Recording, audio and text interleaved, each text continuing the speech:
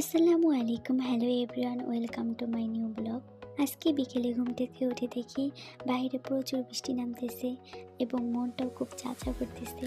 তাই আজকে একটু নতুন স্টাইলের চা বানানোর ট্রাই করলাম। আর চা পাতা একসাথে ক্যারামেল করে পরিমাণ মতো পানি দিয়ে দিলাম। পানিটা হয়ে আসলে তারপর পাতাগুলো ছেঁকে অন্য পাতিলে নিয়ে তারপর পরিমাণ মতো দুধ দিয়ে নিলাম। তারপর অনেক সুন্দর একটা চা রেডি হয়ে গেল। শুধু চা খেলেই হবে না, চায়ের সাথে তো কিছু খেতে হবে। তাই ভাবতেছি কি বানানো যায়। যেই না চোখের সামনে আলু দেখলাম তো একটা আইডিয়া বের করে নিলাম। তা আলুগুলোরে ভালো মতো একদম কুচি কুচি করে নিলাম।